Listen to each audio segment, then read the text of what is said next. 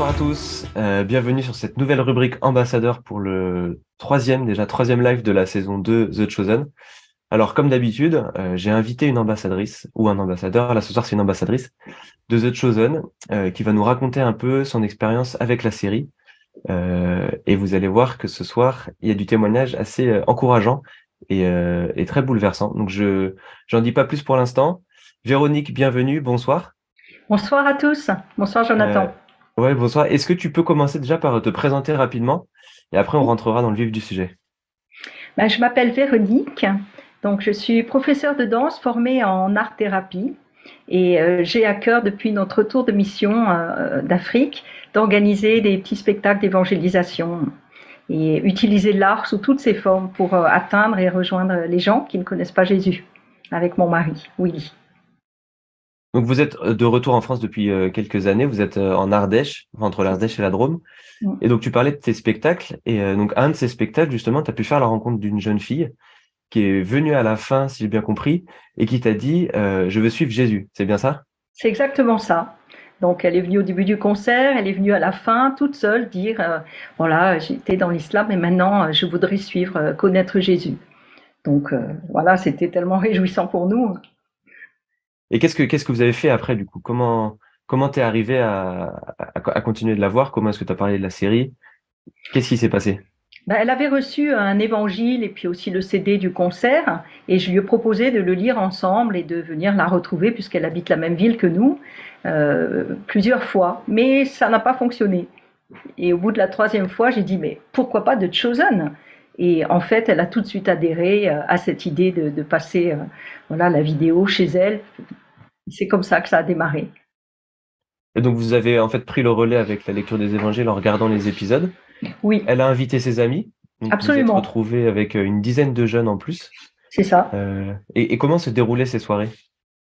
Écoute, de façon assez simple, on avait d'abord un repas, parce que c'est important d'avoir un bon moment Mm. convivial avec eux. Donc, on a fait des soirées pizza, raclette. Et ensuite, on avait donc la projection de la vidéo, la saison 1. On a commencé par ça. Et ensuite, le questionnaire que Willy avait imprimé, qu'on leur donnait à chacun. Et ils étaient vraiment intéressés. Ils étaient là, voilà, vraiment attentifs, quoi. C'était beau de voir ça. Et donc ça, c'est 10 jeunes qui avaient pas forcément de d'arrière-plan chrétien. Aucun background chrétien, hein, pour la plupart, non, vraiment pas. Et Ils là, aujourd'hui, découvraient. donc vous avez fini la saison 1, vous avez commencé la saison 2. Et où est-ce que vous en êtes du coup avec ces 10 jeunes? Écoute, sur les 10 jeunes, en fin d'année, il y a eu un petit peu éparpillement.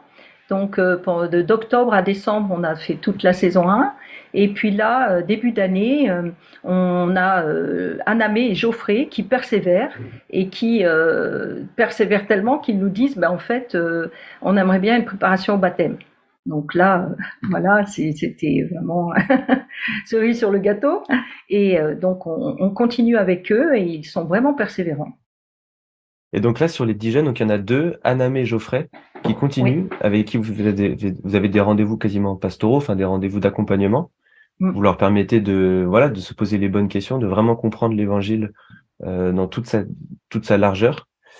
Et est-ce que tu as un mot d'encouragement quand on voit les fruits que ça porte avec dans ce groupe-là? Est-ce que tu as un mot d'encouragement pour les ambassadeurs ou pour les chrétiens qui nous regardent ce soir? Ah oui, Euh, oui, tout à fait. C'est tellement réjouissant de voir que cette série correspond aux besoins de la jeune génération. On a essayé avec la lecture de l'Évangile, c'était pas évident. Avec The Chosen, tout de suite, ils ont accroché et même une personne était là, nouvelle dans cette projection, a dit mais en fait, oui, moi aussi j'ai envie de découvrir plus sur Jésus. Mm. Amen, Donc gloire à Dieu. Donc c'est vraiment un outil idéal pour les jeunes. Ça leur permet d'être curieux par rapport à qui est Jésus et derrière même de pouvoir de relire en fait les passages bibliques qui correspondent un peu aux tout à épisodes fait. et d'aller plus en profondeur. Et qui de mieux pour en témoigner que ces deux jeunes eux-mêmes. Donc on va leur laisser un peu le mot de la fin. Anamé et Geoffrey qui ont un petit mot à vous dire. Et nous on vous dit à très bientôt. Bonsoir à tous. Bonsoir, merci. Bonjour, je m'appelle Adonica Malamé. Voilà, j'ai suivi la voie de Jésus alors qu'avant j'étais ex-musulmane. Et en fait, ça me fait beaucoup de bien et depuis, je me sens beaucoup plus apaisée. Et suivez la série The Chosen, ça peut vous apporter énormément de choses dans votre vie et aussi dans votre foi et dans votre bien-être. Amen. Bonjour, je m'appelle QR Geoffrey. J'ai regardé la série The Chosen qui m'a apporté beaucoup de points positifs. J'ai pu apprendre énormément de choses sur la vie de Jésus, les voir sous une nouvelle forme que je ne connaissais pas. Et je me suis du coup remis quand même beaucoup en question sur pas mal de choses.